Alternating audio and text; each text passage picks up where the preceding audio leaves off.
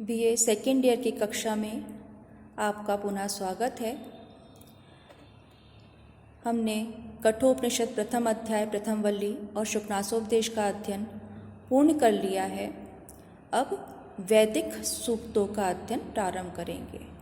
Syllabus आपको पहले बता दिया गया है। इसमें ऋग सूक्त या कह लें कि ऋग्वेद के कुछ सूक्तों का संकलन है जिसे आपको पढ़ना है।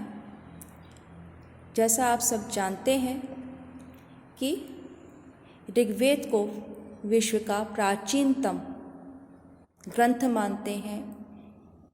इस रूप में जब हम देखते हैं तो आप संस्कृत के विद्यार्थी हैं, आपको इस परंपरा का ज्ञान है। फर्स्ट ईयर में आपने इसका अध्ययन भी किया है कि वैदिक मंत्रों को, सूक्तों को संहिता के रूप में निबद्ध करने का कार्य महर्षि वेदव्यास ने किया है। उस पूरे का मैं वापस आपको नोट्स डाल दूंगी, उसको आप पढ़िए, स्वाध्याय करिए। उसको बताना यहाँ उद्देश्य नहीं है, वैदिक साहित्य के इतिहास को बताना मेरा उद्देश्य नहीं है। मैं यहाँ पर सर्वप्रथम केवल उस सूक्त का परिचय देना चाहती हूँ ताकि जब आप मंत्रों का अध्ययन करें तो इस बात को समझ लें। आपके कोर्स में सर्वप्रथम जो है अग्नि सूक्त है।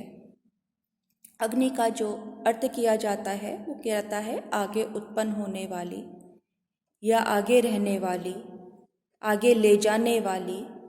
आ से अग्रे या गति से भी अर्थ लेते हैं हम आ से, और नी यानी ले जाना। इन धातुओं से जो है अग्नि शब्द निष्पन्न होता है। अब जब हम इसके अर्थ को जान लेते हैं तो ये बात ध्यान रखना चाहिए कि सर्वप्रथम अर्थात हमें सबसे पहले कोई ऐसे देवता का चयन हमने किया जो हमारी बात को अन्य देवताओं तक पहुंचा सके। तो देवताओं तक बात को पहुंचाने के लिए हम जिसका चयन कर रहे हैं वो भी देव रूप है। अग्नि का प्रकाशक रूप प्रसिद्ध है। देव जो हमारे वैदिक देवता हैं उनको हम 3 श्रेणियों में भी उसको हम कह सकते हैं, रख सकते हैं।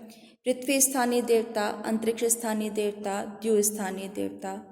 तो पृथ्वी स्थानीय देवता में अग्नि सर्वप्रमुख हैं। इसी प्रकार से अंतरिक्ष स्थानीय देवता हैं, सूर्य हैं, वायु हैं, द्यु स्थानीय देवता हैं। तो इनको हमने अलग अलग कोटि में रखा। तीनों जो लोक हम कहते हैं उनका वो प्रतिनिधित्व करते हैं। तो पृथ्वी पर जो प्रकाशक है वही सूर्य ज्योति तो प्रसिद्ध है, चंद्रमा भी ज्योति रूप प्रसिद्ध है। पृथ्वी पर जो प्रकाश देने वाला है, जीवन देने वाला है, ऊर्जा देने वाला है, उसको हमने अग्नि नाम दिया सर्वप्रथम, क्योंकि इसके अगर अग्नि के अभाव में, अग्नि यानी ऊष्मा, और उस ऊष्मा से ही हमें ऊर्जा की प्राप्ति होती है।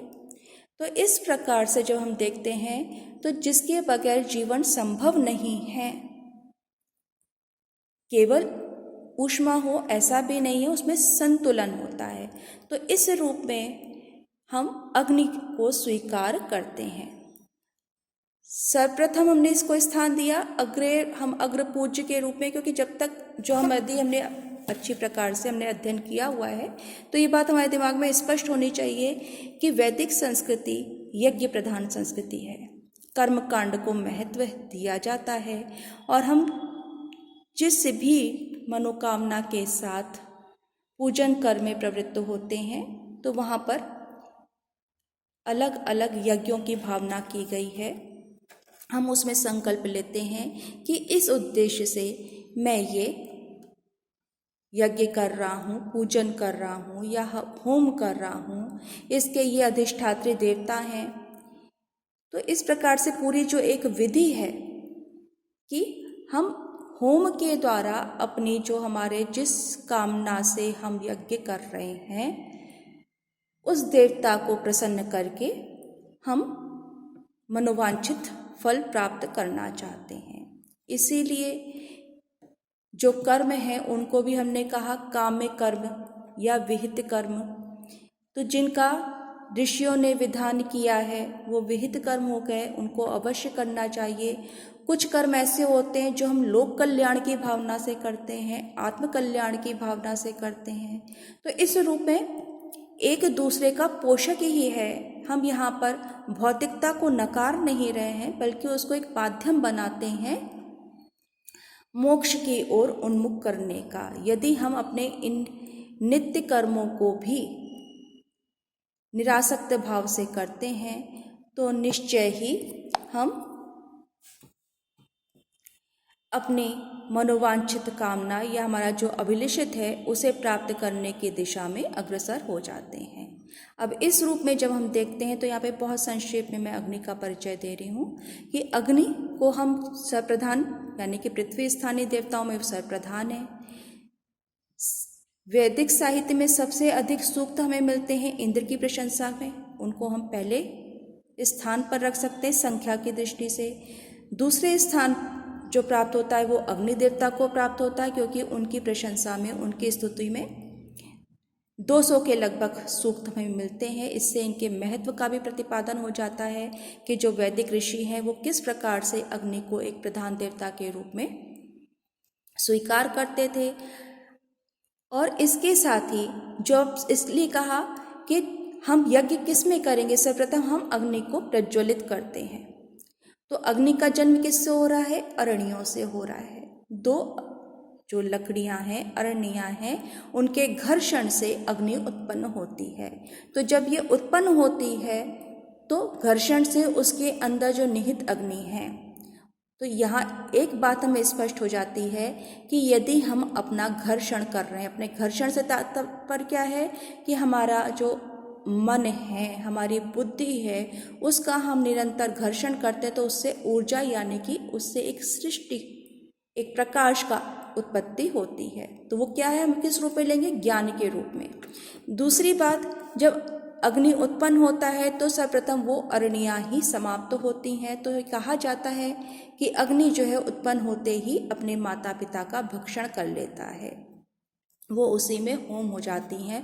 अब इसको हम इस रूप में कह सकते हैं कि उसी में निहित हो जाती हैं। तो जो एक उत्पत्ति का कारक है वो क्या है, उसको भी कल्याण के मार्ग में प्रवृत्त हो जाता है, या वो स्वयं को प्रकाशित करने में, जगत को प्रकाशित करने में, लोक कल्याण के लिए स्वयं को अर्पित कर देता है।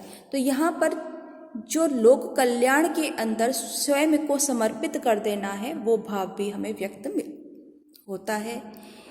तीसरी बात जब हम देखते हैं कि हमने कहा अग्नि को हव्यवाहा कहा जाता है।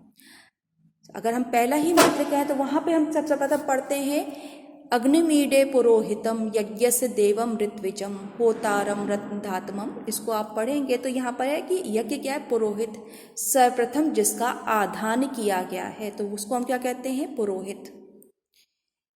यज्ञ का करने वाला है, संपादन करने वाला है, रत्न प्रकार को देने वाला है, उसका स्थान है, उत्पत्ति स्थल है, हव्यवाह है, अर्थात ये यजमान की जो भी हवि है उसको उसके इष्ट देवता तक पहुंचाता है। हव्य को इसलिए उसको कहता है हव्य वहन करने वाला है। फिर हवि का भक्षण करने वाला है, उससे वो तृप्त होने वाला है। फिर अग्नि के स्वरूप में हम क्या देखते हैं, जब अग्नि प्रज्वलित होता है तो उसकी जो लपटें निकल रही हैं वो कैसी होती हैं? सुनहरी होती हैं। और सुनहरी होने के कारण इसका जो उसकी जो लपटें हैं उनको जिह्वा भी कहा गया है। जो वो प्रसरित हो रही है अग्नि चारों ओर जो फैल रही है, तो उसको अग्नि के केश कहे जाते हैं कि वो कैसे हैं? सुनहरे हैं। तो उसके अंदर हम एक मूर्ति की भावना कर रहे हैं हम, यानी कि जो हमें जो स्वरूप हमारे सामने प्रकट किया गया है। तो यहाँ वैदिक ऋषियों की जो दृष्टि थी उसको हम देखते हैं कि वो उस अग्नि के अंदर भी एक स्वरूप का, एक शक्ति का दर्शन करते हैं और उसका मानवीकरण कर रहे हैं। यानी कि जो मनुष्य है वो शक्ति पुंज है, तो वो प्रकृति के जो भी तत्व हैं उनका वो मानवीकरण कर देते हैं। तो यहाँ पर उनके अंदर जो कवित्व प्रतिभा है ऋषियों की, उसका हमें दर्शन होता है। और अग्नि को भी क्या कहते हैं? कवि कहा गया है, उसको कवि कहते हैं। कवि का अर्थ वहाँ पे विद्वान के रूप में लिया गया। विद्वान है, यदि वो ज्ञान रूप है तो वो दूसरे को भी ज्ञान प्रदान कर सकता है।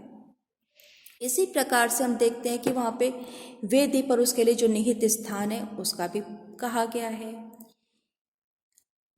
जो पूर्ववर्ती हैं, या कहना चाहिए कि जो प्रारंभिक ऋषि हैं वो भी अग्नि को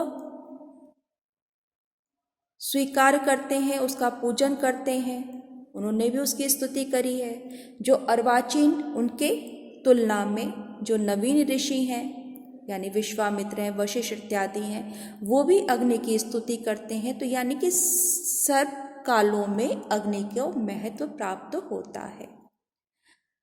वो यजमान की जो प्रार्थनाएं हैं वो देवताओं तक ले जाता है, और देवता, इसीलिए वो उसे कहते हैं कि वो देवताओं को यज्ञ में लेकर आए। यज्ञ वेदी, जो आपको अभी कहा कि यज्ञ वेदी में देवता का स्थान निहित होता है, तो सर्वप्रथम यजमान अग्नि से प्रार्थना करते हैं कि वो अग्नि को लेकर आए। तो वो उनको लाने वाला भी है, क्रांतदर्शी है, तत्वों को समझने वाला है। इसके साथ ही वो पिता के समान यजमान की या प्रजा की रक्षा भी करता है, पोषक है, यानी कि यहाँ पर उसका जो पोषक रूप है वो हमें प्राप्त होता है। तो इस रूप में जब हम अग्नि को देखते हैं, और तो उसमें आप जब पढ़ेंगे तो देखेंगे कि वो रत्नों को देने वाला है, वो घर में रहने वाला है, घर में समित जो अग्नि है वो यजमान का कल्याण करने वाली है, उसको सब प्रकार से समृद्ध करने वाली है।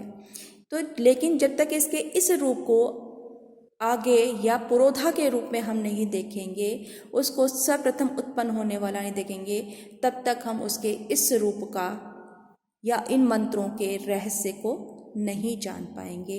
इसलिए सर्वप्रथम यहाँ पर मैं अग्नि का जो स्वरूप है उसको बताने के लिए मैंने ये वीडियो बनाई है। मंत्रों का अध्ययन आप क्रमशः अपनी उसी पद्धति से करेंगे ताकि आपके सामने टेक्स्ट भी आ जाए, यानी कि लिखित रूप में अभी आ जाए, और उसके साथ साथ आप उसके जो भी व्याकरण है या जो आपको लौकिक संस्कृत से जो विभिन्नता देखने को मिल रही है उसको भी आप हृदयंगम कर सकें। यही इन क्लासेस का उद्देश्य है कि आप इसके माध्यम से स्वयं पढ़ने का अभ्यास करें। अस्तु। अब आगे की कक्षाएं आप निरंतर या इन वीडियोस को आप निरंतर देखते रहें, जिससे कहीं भी आपके समझने में यदि किसी प्रकार की कमी रहती है या आपको कहीं भी कठिनाई अनुभव होती है तो वो आप पूछ सकते हैं। अस्तु, आज के लिए इतना पर्याप्त है।